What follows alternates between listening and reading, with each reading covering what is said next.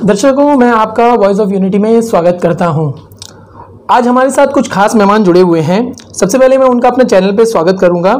KP Usman साहब, आईएनटीसी के working president.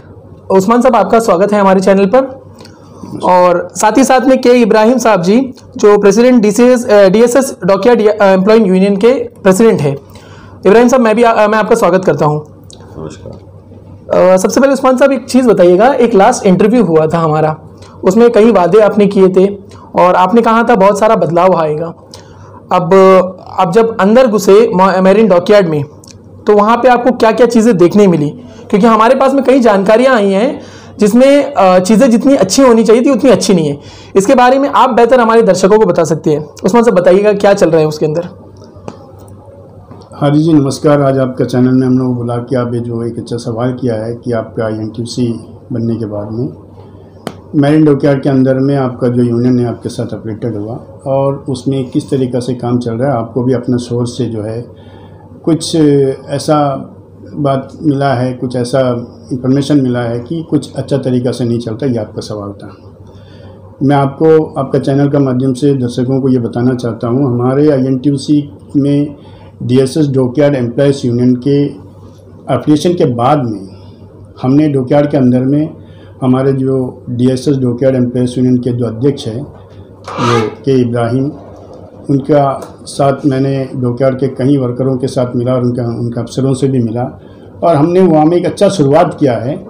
और इसका तो कई सारा बात मैं आपको बता सकता है, क्योंकि वहाँ में बिल्कुल वर्कर में एक यूनाइटेड नहीं था। वो इसलिए नहीं था कि वहाँ की जो अफसर है उनका जो किस तरीक़ा से जो दूजा व्यवहार जो वर्कर के साथ में चलता था और वर्कर का मनोबल टूटा हुआ था।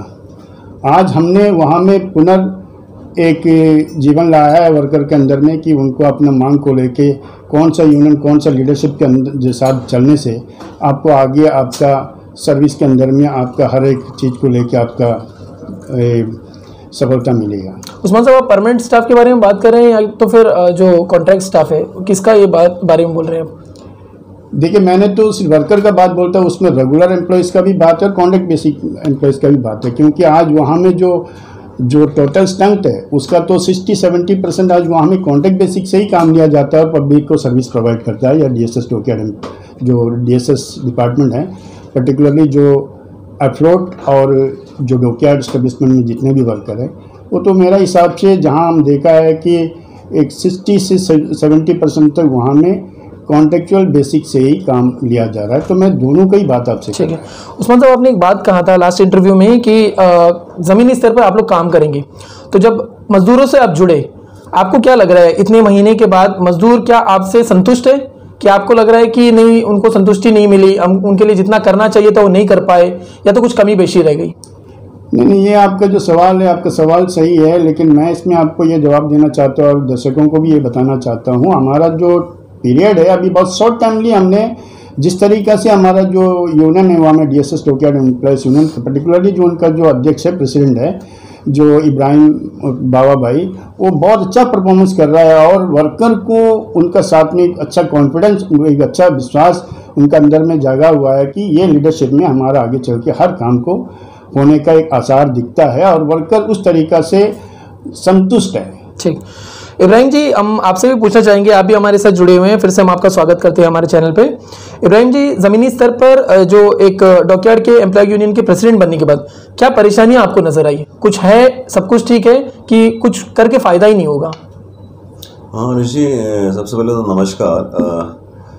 मैं अध्यक्ष बनने का मेरे को मतलब सौभाग्य मिला उस्मान भाई के नाते। तो मेरा जो कार्यकाल है अभी हाल में 1-1.5 महीने का ही हुआ है। तो मैं ये 1-1.5 महीने में मैंने उसके अंदर जो वर्कर्स के साथ अपना समय बिताया, तो मेरे को उनका परेशानी, उनका जो दिन ब दिन वो लोग जो परेशानी से जूझ रहे हैं उसका जानकारी मिला।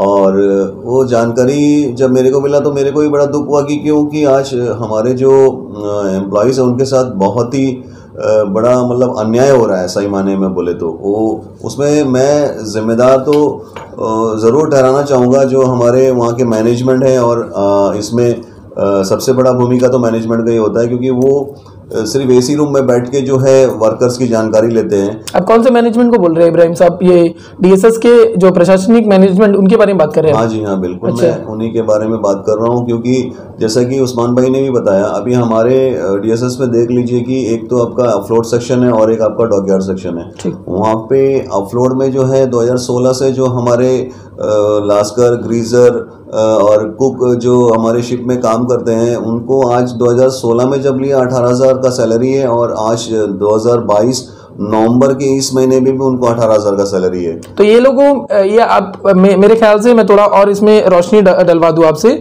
आप कॉन्ट्रैक्ट स्टाफ के बारे में बात कर रहे हैं अभी फिलहाल? हाँ बिल्कुल, मैं कॉन्ट्रैक्ट स्टाफ के बारे में। तो इनकी जो सैलरी है, मिनिमम वेजेस मिल रहे हैं इनको?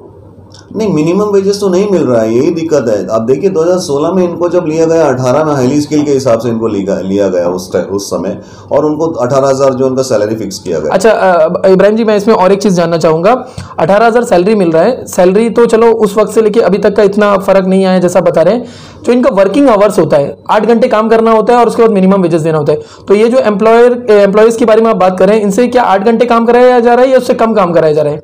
देखिए हरीश भाई, अगर आज हमारा जो एम्प्लॉयज़ है, अगर आज जो काम कर रहे हैं 13-14 घंटा, इसी का बदौलत जो है हमारे जो है बम्बू फ्लैट, पानी गार्ड और आपका जो इधर डंडास पॉइंट सेक्टर्स के जो लोग हैं, उनको समय समय पर बोर्ड मिल रहा है, क्योंकि ये अपना 8 घंटा नहीं, पूरा 14 घंटा का वहाँ पे समय दे रहे हैं। अच्छा, 14 घंटा का काम लिया जा रहा है। इब्राहिम जी, मैं इसमें और एक बार आपसे जानना चाहूंगा, 8 घंटे गवर्नमेंट ने फिक्स किया, आप कह रहे हैं जो स्टाफ है, कर्मचारी है, उनसे डबल काम लिया जा रहा है, या तो फिर 13 घंटा या 14 घंटा काम लिया जा रहा है? मैं बिल्कुल सही बोल रहा हूँ ना? सही बोल रहे हैं। और इसमें पेमेंट उनको 18,000 ही दिया जा रहा है? बिल्कुल। अच्छा, तो ये नाइंसाफी आपको सबसे पहले वहां पे जाने के बाद नजर आई? बिल्कुल। तो इसके जो ये मुद्दा उठा है, क्या इसमें आपने कभी भी डीएसएस के जो अथॉरिटी है, जो डायरेक्टर साहब है, उनसे बात की, या तो फिर सेक्रेटरी साहब से बात हुई, या तो फिर कोई रिस्पॉन्स आया आपको उनकी तरफ से? नहीं, देखिए मैं तो सबसे पहले ये जानकारी मैं डायरेक्टर साहब को दिया। मेरा एक मीटिंग भी हुआ उनके साथ में ये इशू को लेके, तो उनसे मेरे को एक मतलब एक सेटिस्फेक्शन वाला जवाब नहीं मिला मेरे को। और उसके बाद मैंने एडी एडमिनिस्ट्रेशन से भी बात की, हमने और उस्मान भाई दोनों ने जाके उनसे मुलाकात किया, एडी एडमिनिस्ट्रेशन सर से। तो उनके तरफ से भी हमें जो है मतलब सेटिस्फेक्शन वाला जवाब नहीं मिला।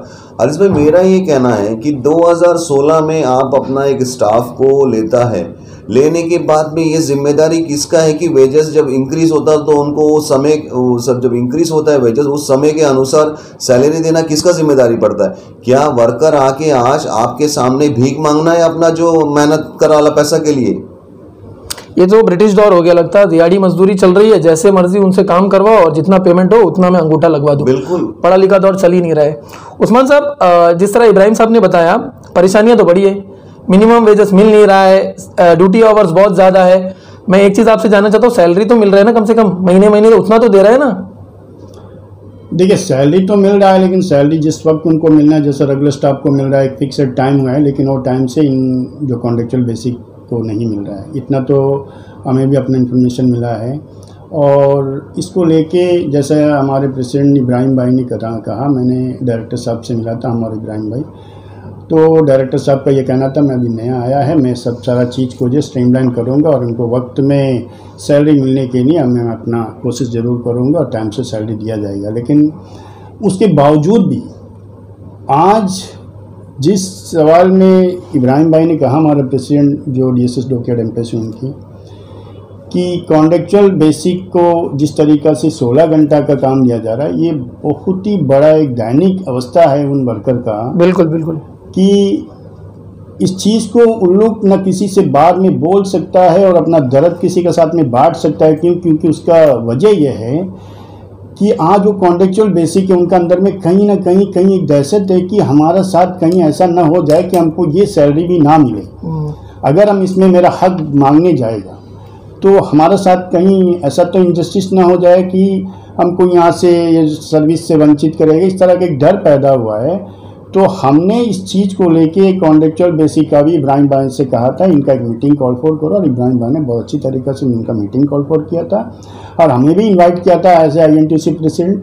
मैंने उनका दर्द को सुना इब्राहिम के ज़रिए और डायरेक्टली वर्कर से भी सुना कि उनका जो ऐसा अवस्था उन्हें बोला कि 2016 से लेके 18,000 तनख्वाह ले रहा है और टाइम से सैलरी भी नहीं मिल रहा है, और 8 घंटा, चाहे वो रेगुलर हो, चाहे वो कॉन्ट्रेक्चुअल हो, चाहे प्राइवेट सेक्टर के वर्कर क्यों हो, 8 घंटा से ज़्यादा किसी वर्कर से अपना ऑन बिल्डिंग के बगैर उनसे कमांड नहीं किया जाना चाहिए। जबरदस्ती काम लिया जा रहा है। जबरदस्ती, जैसा आपने कहा, एक ब्रिटिश हुकूमत जिस तरीके से डिक्टेटरशिप चला रहा है वैसा लग रहा है, और ये वर्कर जो है बड़ा सहमा से उसको बर्दाश्त कर रहा है। लेकिन इसके लिए कुछ निजात के लिए हमने अभी एक कदम ज़रूर उठाएगा, और इससे जो हाईकमांड, देखिए जो अपॉइंटमेंट अथॉरिटी है, जो आज उनको जो अपॉइंटमेंट किया है वो है डायरेक्टर शिपिंग सर्विसेज, जो डायरेक्टर है वो अपॉइंटमेंट अथॉरिटी है, और उनको ये सारा चीज़ के ऊपर में ध्यान देना चाहिए, चाहे उनका सबऑर्डिनेट ऑफिसर को डायरेक्शन दे, या जो अपलोड के जो अफसर है जो अपलोड इस्टेब्लिशमेंट को चला रहा है उनको डायरेक्शन देना चाहिए। और इनका जो 8 घंटा से ऊपर जब इनको काम करा रहा है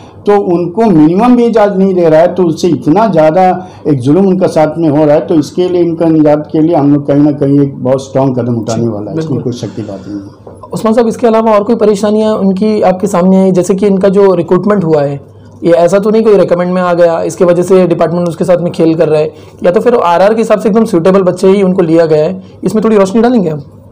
देखिए, जो बच्चे आज फ्लोट और डॉकयार्ड के अंदर में जो कॉन्ट्रैक्ट बेसिक में काम कर रहा है, उनको बिल्कुल भी रिक्रूटमेंट रूट के नॉर्म्स के अनुसार ही इनका रिक्रूट हुआ है। अच्छा। जिस तरीक़ा से आज एमएस एक्ट के अंदर में जहाज में काम करने वाला या आयरन वेसल एक्ट के अंदर में काम करने वाला लोगों के पास जो कैंडिडेट है, जो वर्कर है, उनके पास भी कुछ सर्टिफिकेट की ज़रूरत होता है, जैसा आपका सीमेन सर्टिफिकेट जैसे होता है, उस तरीके का सर्टिफिकेट होल्डर को ही आज वहाँ में लिया गया है। उनका बगैर वो जहाज नहीं चला सकता। जिसके पास में सी सर्विस नहीं है, सी सर्टिफिकेट नहीं है या सीमेन के सर्टिफिकेट नहीं है, उनके बगैर दूसरा कोई लोगों से नहीं चला। तो इन्हीं बच्चे के पास में क्वालिफाइड बच्चा है और उनके पास में वो चीज़ है करके जो डिपार्टमेंट जो एडमिनिस्ट्रेशन का जो एलजी का जो नोटिफिकेशन के हिसाब के जो नोटिफिकेशन आरआर से, उस आरआर के नॉर्म्स के तरीके से ही अनुसार ही उनको अपॉइंटमेंट किया गया है। उस्मान जी, इसमें मैं और एक चीज़ जानना चाहूँगा। जो हम लोगों ने देखा है अक्सर जैसे ये रिक्रूटमेंट होता है, और आपने जैसे बता रहे हैं मैरीन डॉकयार्ड का है, ये तो टेक्निकल वाला काम होगा इनका, ये तो ऐसा नहीं कि कोई भी आके कर ले। तो बहुत ज़रूरी है कि वो जो भी बंदा इसमें काम करे तो उसका जो बैकग्राउंड होना चाहिए वो टेक्निकल होना चाहिए। तो ये अभी अंडमान की सिनेरियो में देख ले तो हमारे पास में 2 ऑप्शन है, आईटीआई या तो पॉली।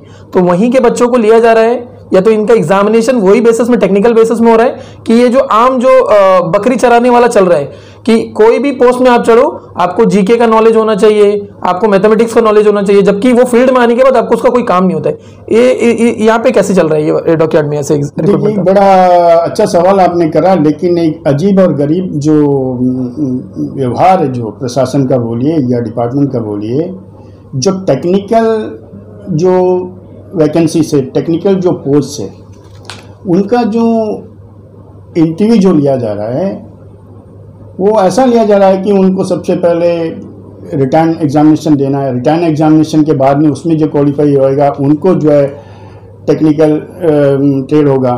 लेकिन यहाँ में हमने देखा कि आप जो टेक्निकल पोस्ट में जिस कैंडिडेट को आप सेलेक्ट करने वाला है या जिसको आप अपॉइंटमेंट करने वाला है, उनसे आप जो रिटर्न एग्जामिनेशन भी वो टेक्निकल अनुसार का सवाल करना चाहिए। बिल्कुल। या तो आप जो जनरल नॉलेज है, वो जनरल नॉलेज के अंदर में भी आपको उन बच्चों से कम उनका जो उस फील्ड से आना चाहिए, फील्ड से अटैच वाला सवाल या उनका क्वेश्चन होना चाहिए पेपर में। ये छोड़ के आप और कुछ कहानी को लेके उनसे सवाल किया जा रहा है, जबकि बच्चा लोग जो है अपना जो सीखा हुआ चीज़ उनको प्रदर्शन करने का मौका नहीं दिया जा रहा है। और हमको तो लग रहा है कि जो टेस्ट लेने वाला आदमी है वो नॉन टेक्निकल आदमी नहीं होना चाहिए, वो टेक्निकल आदमी होना चाहिए। तब जाके आपका जो टेक्निकल वैकेंसी को फिल करने के लिए आपका आसान तरीका से जो टेक्निकल नॉलेज वाला सवाल उसमें लेके आ सकता है। बिल्कुल। ये तो आप नॉन टेक्निकल चीज़ को लेके सवाल कर रहा है, टेक्निकल का पोस्ट को रिक्रूट कर रहा है, ये कहीं ना कहीं गलत हो रहा है। आगे जाके इसको सुधार लेने से हमारे पास में जो इंडस्ट्री डिपार्टमेंट एडमिनिस्ट्रेशन के अंदर में है, वहाँ सब टेक्निकल क्वालिफाइड बच्चे आएंगे और अच्छा काम होगा डिपार्टमेंट के अंदर में और अच्छा सर्विस प्रोवाइड कर सकता है पब्लिक को। बिल्कुल, इसको बिल्कुल। प्रशासन को इसको थोड़ा गौर करना चाहिए। दर्शकों, मैं आपको इसमें एक चीज़ बता दूं कि इंजीनियर्स का जब एग्जाम होता है तो उनमें अक्सर क्वेश्चन जो होते हैं उनके इंजीनियरिंग फील्ड से होते हैं। टीचर्स का होता है, उनका सीटेट का एग्जाम होता है, वो तो आप मान लीजिए पूरा 150 क्वेश्चन ही उनका टीचिंग फील्ड से होता है, ताकि वो बेहतरीन टीचर आपको मिल सके। पूरा का पूरा जो है सिस्टम ऐसा बना है। लेकिन ये जो टेक्निकल स्टाफ है, ये देखिए, इसको आप इतना मत मान के चलिए, इसको हल्के में मत लीजिए। मैं आपको बता रहा हूँ कि कुछ बच्चों को नौकरी नहीं मिल रहा है, उनको पेमेंट नहीं आ रहा है, टेक्निकल वालों का बदली नॉन टेक्निकल को ले लिया, जीके का टेस्ट ले लिया, मैथ्स का टेस्ट ले लिया, और जो टेक्निकल फील्ड का नॉलेज नहीं था उसके बारे में कोई कमी नहीं है। इसका असर आपकी जिंदगी पे पड़ेगा। अब मैं बताता हूँ कैसे पड़ेगा। इसके लिए मैं इब्राहिम साहब को जोड़ना चाहूंगा। इब्राहिम साहब, जो हमारी लाइफ लाइन है, बोट चलती है, जो लोगों को लेके चलती है, सामानों को लेके चलती है, बड़ा जरूरी है इसका सर्वे भी होना। आपके नॉलेज में है कि ये सारे जो बोट चल रहे हैं इसका सर्वे चल रहा है कि बोट बस अपने से चल रहा है और ऑफिसर कह रहे हैं कि बस चलाते जाओ? हरीश भाई, ये जो विषय है इसमें मैं कुछ चौंकाने वाला बात आपके समक्ष रखना चाहूँगा। और इससे क्या है कि एक बहुत बड़ा ये मतलब ऐसा मामला है जिसका इंक्वायरी अगर करेंगे तो आप आज के डेट में जितना भी वेसल हमारा चल रहा है ये ऑन पेपर पे ही सर्वे हो रहा है। अच्छा। आज आप उसके लिए उदाहरण आपको देता, जो लपाती आपका चल रहा है, जो व्हीकल फेरी जो चल रहा है आपका लपाती बोल के, आज ही के दिन अगर उसका इंस्पेक्शन किया जाए तो वो सर्वे नहीं है उसका। एमवी लपातिया बोल रहे हैं, कौन से रूट का इब्राहिम साहब? ये आपका जो है चल रहा है, I think Bamboo Flat to Chatham का चाटम चल रहा है। कभी भी उसमें एक हादसा हो सकता है जिसमें जितने लोग हैं उनका जान कभी भी मतलब जोखिम में है, उनका जान जो है। इसका सर्वे नहीं हुआ है? सर्वे नहीं हुआ। अच्छा, तो ऐसे आपको कितने केसेस मिले जिसमें कि अंडमान की आम जनता की जान को जोखिम में डाल के कागजी कार्रवाई को बना के फाइलों का पूरा मजमा जमा दिया, लेकिन जानों को ऐसे ही जोखिम में डाला गया और काम चल रहा है और बताया गया कि सब कुछ ठीक ठाक है? ऐसे लगभग काफ़ी जहाज़ है। इस मामले में कुछ और बात मैं कहना चाहूँगा। 2008 में हमारा जो है एक 4 फेरी बोट आया हरीश भाई, जिसका नाम है आपका जोही, डोगोंग, शेर अली और एक पड़ाक बोल के। ठीक। आज जो है उसमें से 2 जहाज जो है खड़ा हुआ है हमारे मरीन के अंदर में ही। वो 2 जहाज में, एक जहाज में जो इंजन का प्रॉब्लम आया तो अभी 6 महीने से खड़ा है। उसके पहले एक जहाज का क्या हो गया कि डिस्प्ले चला गया, तो जूही बोल के उसका डिस्प्ले चला गया, तो डुगोंग का इंजन खराब हुआ, तो इंजन में कुछ प्रॉब्लम आया, तो क्या हुआ, वो डुगोंग का डिस्प्ले क्या करा, जूही में डाल दिया। अच्छा। तो जूही में क्या करा, वो जैसे डाला तो जूही का भी डिस्प्ले चला गया। अच्छा। डुगोंग का जो डिस्प्ले है। अब बात ये है, डिस्प्ले जो बोल रहे हैं बड़ा सिंपली बोल रहे हैं, डिस्प्ले, एक डिस्प्ले का रेट है 11 लाख रुपया। अच्छा। अब ये 11 लाख रुपए का जिम्मेदारी किसका? बहुत बेहतरीन।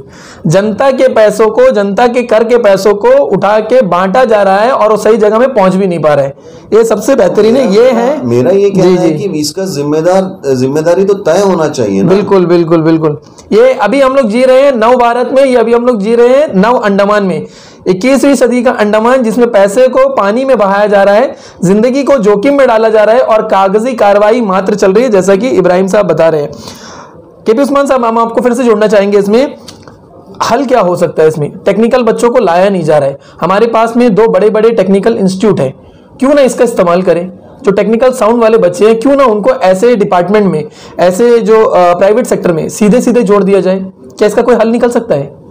देखिए, बहुत आसानी से इसका हल निकल सकता है। आपका सवाल बहुत जिम्मेदाराना सवाल है ये, क्योंकि हमारे पास में ITA और पॉलिटेक्निक जैसे 2 संस्था है। वहाँ कई सारे बच्चे वहाँ में अपना टेक्निकल ट्रेन ले रहा है, टेक्निकल पढ़ाई हो रहा है।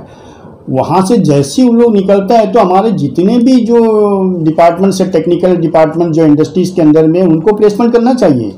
और ये प्रशासन को उसमें बढ़ चढ़ के काम करना चाहिए कि ऐसा प्लेसमेंट कभी हुआ है इतिहास में? कभी ऐसा करें? देखिए, मेरे नॉलेज में तो हुआ तो होगा, लेकिन किस तरीका से हुआ, कितना उनको परसेंटेज से उनको यहाँ में लिया गया, नहीं लिया गया, ये मैं आपको सही से नहीं बता पाएगा। लेकिन मेरा अब जो आपका सवाल का जवाब है, और प्रशासन के ऊपर मैं ये प्रशासन से कहना चाहता हूँ आपका माध्यम से, कि हमारे पॉलिटेक्निक और ITA के बच्चे अच्छे क्वालिफाइड करके वहाँ से निकल रहा है, तो उनका क्यों ना हम जो प्रशासन के अंदर में जितने भी जो टेक्निकल जो डिपार्टमेंट से, टेक्निकल जो वैकेंसी से, उनको सबसे पहले वहाँ में आप करें। बिल्कुल लेके आने की कोशिश करें, ताकि हमारे डिपार्टमेंट और पब्लिक को अच्छा सर्विस मिले और अच्छा क्वालिफाइड बच्चे, टेक्निकल आदमी, तो हमारा सारा टेक्निकल जो है सही तरीका से अपना काम कर सके। बिल्कुल। मैं इसमें एक एडिशनल चीज़ जोड़ना चाहूँगा, जो हमारे मौजूदा मुख्य सचिव जी हैं केशव चंद्र साहब, मैं कहना चाहूँगा सर आपका टर्म बहुत अच्छा चल रहा है, लोग काफ़ी खुश हैं आपके इस जो अभी कार्यकाल चल रहा है। अगर आप लोग एक कदम आगे बढ़ाएं और एजुकेशन डिपार्टमेंट, जो वेदिता रेड्डी मैम है जो सेक्रेटरी सचिव है, अगर एक कदम आगे बढ़ाएं और आप लोग पॉलिटेक्निक और आईटीआई का अगर प्लेसमेंट का ऑप्शन ओपन कर दे लास्ट ईयर के बच्चों के लिए, जैसे कि उस्मान साहब बता रहे हैं, तो ये बहुत बड़ा मौका होगा। क्योंकि मुश्किल क्या हो रहा है, बच्चे पास होने के बाद जब रिक्रूटमेंट निकलता है तब आप लोग एक आरआर बना देते हैं, उसमें बोलते हैं कि किसी के पास आईटीआई है, किसी के पास पॉली है, तो हम उनको मौका देते हैं। हम कहते हैं आपसे, उस्मान साहब भी यही बात कह रहे हैं कि आप अंदर लाइए सबको, आईटीआई के अंदर लाइए, इन कंपनीज को पॉली के अंदर लाइए और उन बच्चों को प्रायोरिटी दीजिए जो टेक्निकल काम कर रहे हैं। इब्राहिम साहब, हम इसमें और एक बात आपसे पूछना चाहेंगे, ये जो लोग काम कर रहे हैं, जैसा आपने बताया कि उनके सैलरी टाइम से नहीं मिल रहे और बाकी दिक्कतें बताई, क्या इनको छुट्टी मिल रहा है, संडे के दिन के छुट्टी मिल रहा है, या तो वीकली ऑफ मिल रहा है, या तो कुछ और है कि मतलब बस एकदम दिहाड़ी मजदूर बना दिए, 300 दिन काम करा रहे हैं? हरीश भाई, ऑफरोड के जो लोग हैं उनको तो बिल्कुल भी छुट्टी नहीं मिल रहा है। उनका जो है हम 13-14 घंटा उनसे ड्यूटी लिया जा रहा है, ना कि वो अपना घर पे टाइम पे जा रहे हैं, ना टाइम दे रहे हैं, ना अपना परिवार के साथ में टाइम दे रहे हैं। उनको अपना सैलरी भी पूछने का टाइम नहीं है ऑफिस में। अच्छा। ये आज का उनका सिचुएशन है। और मैं एक उस्मान जी से आपने जो सवाल पूछा, मैं जरूर बोलूंगा कि हमारे यहाँ से कभी ऐसा प्लेसमेंट नहीं हुआ है। हमारे यहाँ से कोई भी आईटीआई या फिर इतिहास में कभी नहीं हुआ है, नहीं हुआ। मैं एक बात और जोड़ना चाहूँगा हरीश भाई, आज जो हम बैठे हैं यहाँ पे, मैं हमारे जो डीएसएस के 330 के करीबन जो कॉन्ट्रैक्चुअल जो वर्कर्स हैं उनके विषय में मैं एक बात ज़रूर कहना चाहूँगा, और आपके माध्यम से मैं डायरेक्टर साहब और ख़ास करके हमारे एडमिनिस्ट्रेशन के जो सीएस सर हैं, एलजी साहब हैं, उनसे मैं निवेदन करना चाहूँगा कि ये जो 18-20 साल से हमारे डीएसएस में काम कर रहे हैं, टेक्निकल साउंड वेल एक्सपीरियंस बच्चे, इनका ज़िंदगी से खिलवाड़ करने का क्यों सोच रहे हैं? इनका ज़िंदगी बनाने के बारे में क्यों नहीं सोच रहे हैं आप लोग क्यों डायरेक्ट रिक्रूटमेंट जो है वो डिपार्टमेंट के हाथों से ये कर रहा है? आप लोग क्यों छीन रहे हैं? आज हमारे यहाँ के जो है मैक्सिमम जो डीएसएस के हैं, वो जितने भी एम्प्लॉइज है उसमें उन लोग आरआर के मुताबिक ही उनको कॉन्ट्रैक्चुअल में लिया गया है। बिल्कुल, तो फिर क्यों नहीं उनको, मतलब आज जब उनको एक मौका मतलब मिल रहा है कि भैया परमानेंट जॉब का, तो वो मौका क्यों उनको नहीं दिया जा रहा है? इब्राहिम जी, मैं इसमें और एक सवाल जोड़ना चाहूँगा। ये जो आपने बताया कि 300 से ज़्यादा जो लोग हैं, बड़े चौंकाने वाले आंकड़े आपने बताए। हमें शुरू में लगा कि कम है, लेकिन ये तो अच्छे खासे आंकड़े, क्योंकि अगर हम इसको मल्टीप्लाई कर दें एक आदमी को एक परिवार के साथ, तो ये तकरीबन 1500 के आसपास चला जाएगा। उतने परिवार के बारे में ये अभी हम लोग चर्चा कर रहे हैं यहाँ पे, और बहुत अहम चर्चा है। इब्राहिम जी, इनका भविष्य क्या हो सकता है? जिस तरह से एक समुद्र में एक बोट जाती है और लहरों के साथ में इश्कोले लगाती है, ऐसे तो मुझे कॉन्ट्रेक्चुअल स्टाफ का जीवन भी बड़ा इश्कोले लगाता हुआ दिखता है। भविष्य क्या होगा इनका? बिल्कुल हरीश भाई, इनका भविष्य अंधकार में, इसीलिए हम आपके सामने उनका इशू को लेके आए हैं, क्योंकि उनका दर्द मैं बहुत करीब से मैं देखता हूँ। वो जो हमारे डीएसएस के अंदर डॉकयार्ड ऑफलोड में जो भी हमारे अंडमान के जो बच्चे काम कर रहे हैं, उनके चेहरे में आप कभी हंसी या खुशी नहीं देख पाएंगे हरीश भाई। ये मैं ऑब्जर्व कर रहा हूँ, जो आपके सामने मैं रख रहा हूँ। आज उनके साथ में अगर हमारा जो एडमिनिस्ट्रेशन के लोग अगर न्याय नहीं करेंगे, तो ये लोग शायद इनका ज़िंदगी मतलब इन लोग मतलब हम तो बोलेगा इनका मतलब एक तरफ से इनका ज़िंदगी को बर्बाद कर दिया। अब इनको एक काम करिए, आप सजा दे दीजिए। आप ज़िंदगी लेने का, ज़िंदगी दे नहीं पा रहे हैं तो ज़िंदगी लेने का आप उनको सजा दे दीजिए। बिल्कुल, बहुत करिए उनको। बहुत बड़ी चीज़ कह रहे हैं इब्राहिम जी। जिस तरह से काला पानी में हमारे पूर्वजों को लाया गया और जिस तरह से सज़ा यहाँ पे दे दी, वही हाल यहाँ पे हो गया। एक मैं बहुत अहम बात इसमें कहना चाहता हूँ। ब्रिटिश के वक्त में एक बहुत बड़ा चीज़ उन्होंने किया था कि बांटो और राज करो। बड़ा आसान चीज़ उन्होंने कह दिया था कि बांटो और राज करो। अंडमान में आज के दिन में राज करना बड़ा आसान है। नौकरी दो और राज करो। आप किसी को सरकारी नौकरी दे दो या तो कॉन्ट्रैक्ट नौकरी दे दो, वो इंसान जिंदगी में आपके खिलाफ बोल ही नहीं पाएगा। इन इंसानों का, इन लोगों का, इन कर्मचारियों का बोलने के लिए जो आवाज़ उठता है, ऐसे ही लोग हमारे साथ जुड़े हुए हैं। उस्मान साहब और इब्राहिम साहब, उनकी आवाज़, उनका चेहरा बनकर हमारे साथ आए, क्योंकि वो लोग सामने आएंगे तो अगले दिन उनको नौकरी से निकाल देंगे ना। तो ये लोग हिम्मत कर रहे हैं, इनको भी सराहना चाहिए। उस्मान साहब, एक और सवाल हम इसमें जोड़ना चाहेंगे। कोचिन शिपयार्ड आ रहा है, क्या इसके आने से वहाँ के जो काम करने वाले उनकी ज़िंदगी में कोई परिवर्तन आएगा, या तो इसकी भूमिका क्या होगी इसके आने के बाद, कोचिन शिपयार्ड के आने के बाद? हारिस भाई, आज के इस बैठक में आपका चैनल का माध्यम से आप जो सवाल अभी किया है, ये बहुत ही बड़ा एक ऐसा सवाल है कि कोचिन शिपयार्ड के बारे में आपने सवाल किया। मैंने 32 साल सर्विस डिपार्टमेंट के अंदर में ख़त्म करके अभी 1.5 साल से मैं रिटायरमेंट लाइफ जी रहा हूँ। और थोड़ा वर्कर का वेलफेयर के लिए उनको लेके काम कर रहा हूँ।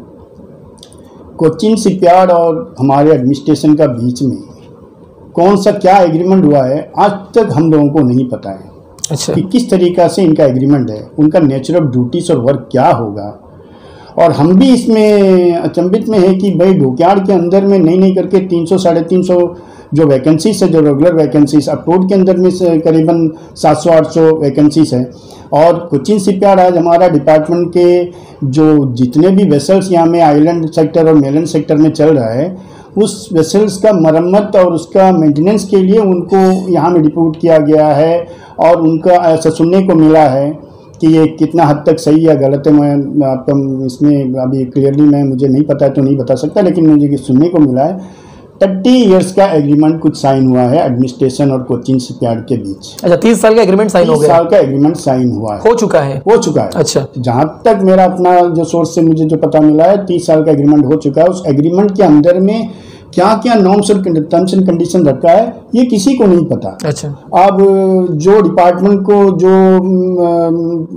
सरकार से कितना पैसा आता है और इनको कितना पैसा देना पड़ेगा और इनका क्या नेचर ऑफ ड्यूटीज रहेगा, क्या भूमिका रहेगा, और हमारा जो रेगुलर एम्प्लॉय या कॉन्ट्रैक्ट एम्प्लॉय जो वहाँ में काम कर रहा है उनका क्या होगा, सर्विस कंडीशन को लेके क्या क्या चीज उसके अंदर में रखा है, कुछ भी नहीं पता, क्लैरिटी इसमें आई नहीं अभी तक नहीं है। और इसमें हमें बड़ा संकोच है कि ये आगे चल के कहाँ ले जा रहा है।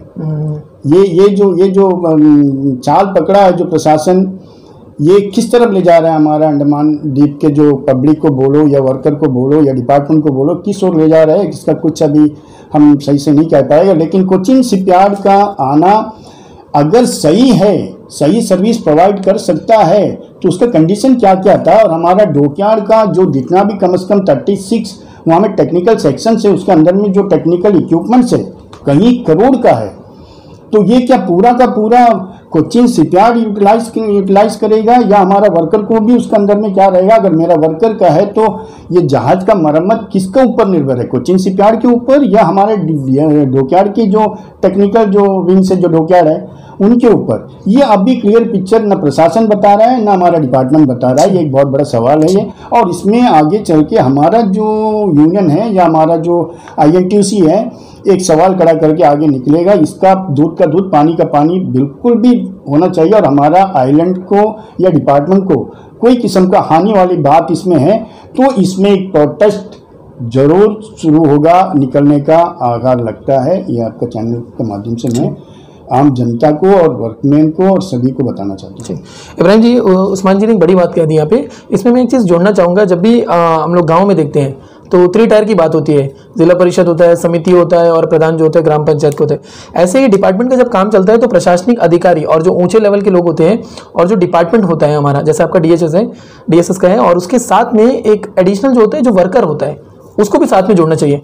अब जैसे उस्मान जी बता रहे हैं, ये तो पूरा का पूरा कोचिन शिपयार्ड की बात बन गई। काम जिसको करना है निचले स्तर पर कर्मचारियों को, उनको कुछ खबर ही नहीं है क्या चल रहा है। 31 साल का एग्रीमेंट खाली पता चला है। वर्कर्स की तरफ से आप बताइए कैसे उनका जो उनको पता चला है उसके बाद में उनका क्या कंडीशन है। हरीश भाई, इसमें तो सबसे पहला मुद्दा है जो मेरे हिसाब से तो उस्मान जी ने शुरुआत में यही कहा कि वहाँ पे 2016-17 से वर्क्स कमेटी इलेक्शन नहीं हो रहा है। अच्छा। तो वर्कर की जो आवाज है वो वर्क्स कमेटी के जरिए ही होता है जो वहाँ पे गठित नहीं कर रहे हैं। अच्छा, इलेक्शन कौन करवाने वाला है? ये तो हमारा DSS का जिम्मेदारी है, डायरेक्टर, और उन्होंने करवाया नहीं है। तो ये कहीं ना कहीं जानबूझ के जो है वर्कर का आवाज को दबाने के लिए इलेक्शन नहीं किया जा रहा है, वहां से वो सीधा सीधा नजर आ रहा है। इब्राहिम, इसमें थोड़ा सा और अभी बता दीजिए, ये जो कमेटी आप बता रहे हैं इलेक्शन के बाद में, इसकी भूमिका क्या रहती है? ये वर्कर की आवाज को ऊपर प्रशासनिक अधिकारी तक पहुंचाती है। हाँ बिल्कुल। अब ये वाला इलेक्शन नहीं होने की वजह से ये आवाज वहीं पर दबके रह गई है। बिल्कुल, क्योंकि अच्छा, तो ये आपको लग नहीं रही जानबूझ के किया जा रहा है उन आवाज को नहीं पहुंचने के लिए? 100% ये जो है वहाँ के जो है कुछ अफसरान जो है और हमारे उसमें एडमिनिस्ट्रेशन भी मिला हुआ है। मैं तो यही कहूंगा कि इलेक्शन नहीं किया जा रहा है, क्योंकि इलेक्शन करेंगे तो वर्कर्स अपना बात रखेंगे। कितना वक्त हो गया इलेक्शन नहीं हुआ? करीब आज से हो गया ये 6-7 साल के करीब हो गया है। 7 साल से इलेक्शन नहीं हुआ है? नहीं हो रहा है। 7 साल से उस वहां पे काम करने वाले कर्मचारी की आवाज ऊपर पहुंच ही नहीं पा रही है। पहुंच रही है। तो डिसीजन कौन ले रहा है? ये तो बैठे हुए हमारे जो डीएसएस के जो ऊपर के पद में बैठे हैं, आपके एडी एडमिनिस्ट्रेशन हो गया, हमारा जो डायरेक्टर साहब हो गया, जो वहाँ के जो बड़े ओहदे में बैठे हैं, इनका जिम्मेदारी है कि इलेक्शन करवाना। बड़ी शर्मसार करने वाली बात है। अंडमान जैसी भूमि जहाँ पे लोग पैदा हुए, उसकी जन्मभूमि भी यही है, उसकी कर्म भूमि भी यही है, उसके साथ ऐसा दुष्कर्म हो रहा है और बेचारा आवाज भी नहीं उठा सकता। एक कमेटी बनाना है जो आवाज ऊपर पहुंचाए, उसको तक बनने नहीं दिया जा रहा है।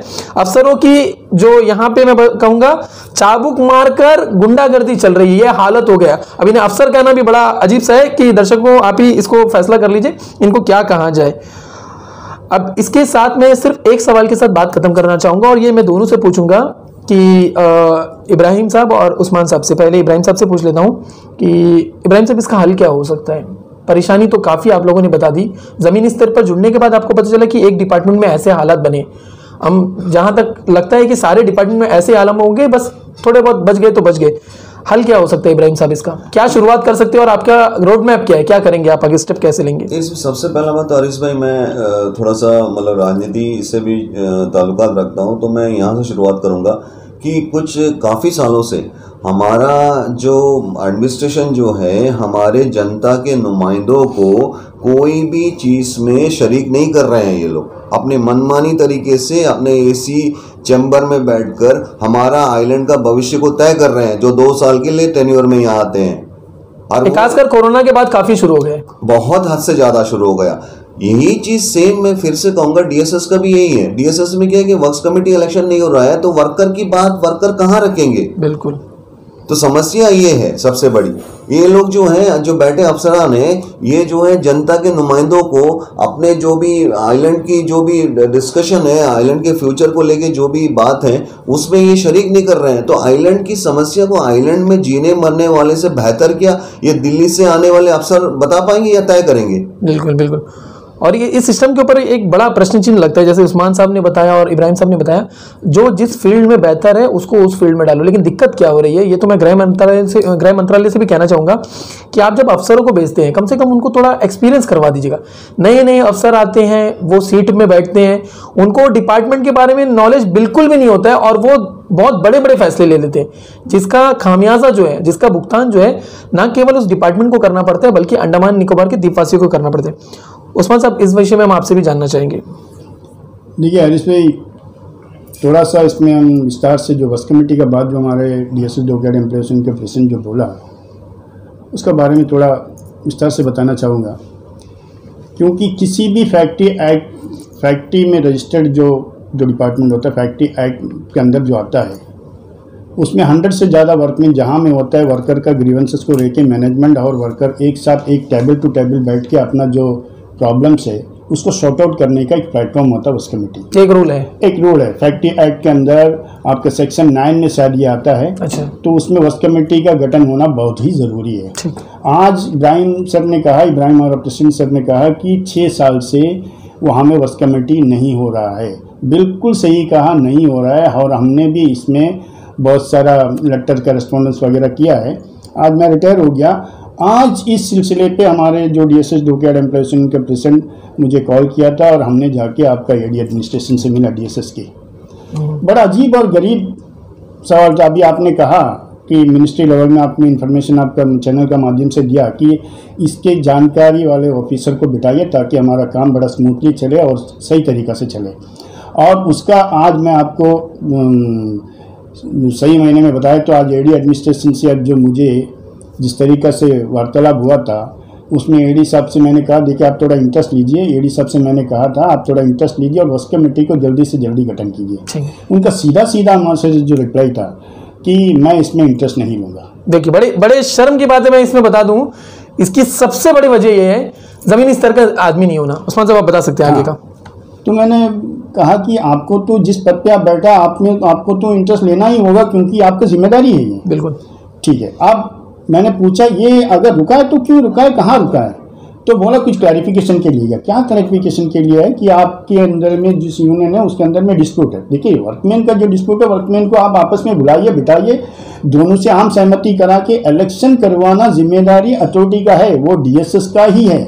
5 साल में लोकसभा का इलेक्शन हो जाता है, 6 साल में कमेटी का इलेक्शन नहीं हो सकता, इसमें प्रॉब्लम है उनको। हाँ, और इसका क्लैरिफिकेशन आपका एडमिनिस्ट्रेशन लेवल में पूछने का कुछ भी नहीं है। डायरेक्टर और लेबर डिपार्टमेंट, जो लेबर कमिश्नर बोला जाता है, उनका बीच में वर्कमैन को बिठा के एकदम सिंपली मेथड में इसको खत्म किया जा सकता है और with in 7 to 14 to 21 days के अंदर में आपके इलेक्शन प्रोसेस स्टार्ट करके खत्म करके आपको रिजल्ट के कमेटी कंस्टिट्यूट कर सकता है। मतलब मैक्सिमम कहें तो 1 महीने में सारा काम हो सकता है, बिल्कुल, अगर इच्छा हो तो। एकदम सिंपल। अगर इच्छा ना हो तो 6 साल के 60 साल में भी नहीं होनी वाली। बिल्कुल, आप इसमें इंटरेस्टेड इसलिए नहीं दिखाता है कि आप कहीं ना कहीं एक डिक्टेटरशिप मेंटालिटी को लेके बैठा हुआ है। वर्कमैन मेरा सामने आके इक्वलन नहा बैठे, ये आपका एक जैसा कि सौतेला बेटा और बाप का बीच में जो चल रहा है वही दिख रहा है हमको। या लीगली इसमें कोई किस्म का डिफिकल्टीज नहीं है, कोई किस्म का, एकदम सिंपली करने वाला चीज़ को आज वो मैं इंटरेस्ट नहीं ले सकता। इस तरह का जवाब सुन के मैं जो 32 साल इस फैक्ट्री के अंदर में काम करा, मुझे अजीब लगा कि किस तरह का लोग, प्रशासन के लोग आके बैठा हुआ है। और वर्कर को जो है, आज इब्राहिम भाई ने कहा कि उन लोग किससे अपना दर्द को बताए। उनका एक फर्स्ट प्लेटफॉर्म है कि मेरा अफसर का साथ में इक्वलेंट बैठ के बात करे और मेरा सारा समस्या का समाधान निकाले। उस कमेटी को ही कंस्टिट्यूट नहीं करने मांगता है। तो देखिए सरासर अभी मेरा ये कहना है कि आपका चैनल का माध्यम से कहीं ना कहीं प्रशासन के जो अफसर है या डिपार्टमेंट का अफसर है, उनका नेग्लिजेंसी और उनका डिक्टेटरशिप मेंटालिटी को लेके आगे एक बहुत बड़ा एजिटेशन मूवमेंट अंडमान के अंदर में शुरू होने वाला है। इसमें कोई संकोच नहीं है। दर्शकों, मैं आपको एक चीज़ बता दूं, देखिए बड़े नेता ना सिर्फ अपने ऊंचे कद से नहीं होते, अपने कर्मों और आदर्शों से होते। महात्मा गांधी ने भी इस देश को लेकर आगे बढ़े थे, बड़े बड़े नेता उनके साथ जुड़े थे और आज ना केवल 2 अक्टूबर को हम उनको अपनी जिंदगी में हमेशा याद करते हैं। हिटलर भी बहुत बड़ी भीड़ को लेकर आगे बढ़ा था, उसने भी बहुत बड़ा राज किया था। लेकिन आपको डिसाइड करना होगा, आपको ये फैसला करना होगा, आपको गांधी राज चाहिए या हिटलर राज चाहिए। क्योंकि अंडमान में गांधी राज चल रहा है या हिटलर राज चल रहा है, ये आपके ऊपर हम छोड़ते हैं। उस्मान साहब, सिर्फ एक आखिरी बात आपसे जानना चाहेंगे, रोड मैप क्या है? इतनी सारी परेशानियों का हल क्या हो सकता है? जितना मुझे समझ आया मैं बता रहा हूं, कर्मचारियों की तरफ से आप लोगों को सपोर्ट मिल रहा है, आपके और कर्मचारियों के बीच में अच्छे संबंध बन रहे हैं, लेकिन जो डिपार्टमेंट का मैनेजमेंट है या तो फिर प्रशासन के अधिकारी है, उसके बीच में कम्युनिकेशन नहीं हो रहा है और कुछ लोग चाह के भी जानबूझ के इन चीजों को रोक रहे हैं। हल कैसे निकलेगा उस्मान साहब? देखिए, हल तो बहुत सरल तरीका से इसका हल हो सकता है, या तो फिर बहुत बड़ा एक ऐसा चीज़ यहाँ में उभरने का है पूरे अंडमान के अंदर में, वो एक हथियार लेगा कि पूरा वर्कर, पब्लिक और जो पॉलिटिकल, जो राजनीतिक दल है, ये सब यहाँ में एक साथ होकर इस जो मुहिम है इसका खिलाफ में एक आवाज़ उठने का आगाज दिखता है।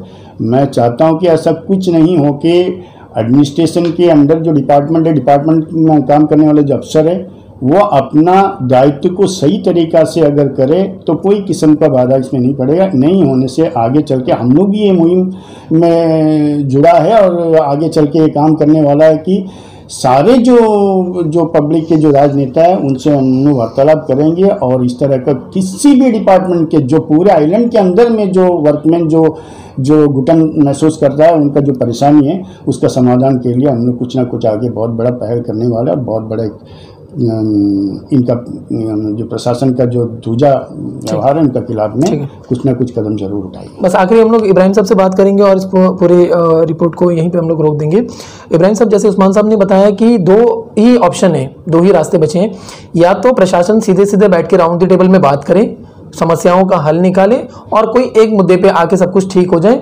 इसके आसार बहुत कम लग रहे हैं, आपकी बातों से हमें ऐसा लग रहा है। दूसरा जो है, पब्लिक को रोड में उतरना पड़ेगा, अपनी हक की मांग करनी होगी और दिखाना होगा कि ये जो ज़मीन है ये हमारी अपनी है। आपकी क्या राय है इस बारे में? अनिश भाई, इसमें तो अभी तक का जो मेरे को सफ़र लग रहा है अंडमान को लेकर के, तो अंडमान में मेरा जो अपना एक व्यक्तिगत राय है कि अंडमान में हर सल्यूशन का एक ही रास्ता है, वो है सड़क। अच्छा। और सबसे बेहतर मेरे को भी लगता है वही है रास्ता, क्योंकि हमारा जो सड़क है उसी से आवाज़ जो है हमारा संसद तक जाता है। बिल्कुल बिल्कुल। इब्राहिम जी ने बहुत आसान शब्दों में बहुत बड़ी बात कह दी। सड़क से होने वाली हलचल संसद में जाकर गूंजती है। फैसला आपको करना है, सड़क की हलचल को संसद में पहुंचाना है या तो अपने ऑफिस में अपने जो काम करते हैं वहां की हलचल को सिर्फ अपने घर और अपने दिल तक रखना है। हम दोबारा से कहेंगे बहुत बहुत शुक्रिया उस्मान साहब और इब्राहिम साहब का, इतना समय देने के लिए, इतना बात करने के लिए। दोनों खास मेहमानों का मैं बहुत बहुत धन्यवाद करता हूँ। शुक्रिया। शुक्रिया। बहुत बहुत धन्यवाद दर्शकों। जय हिंद, जय भारत।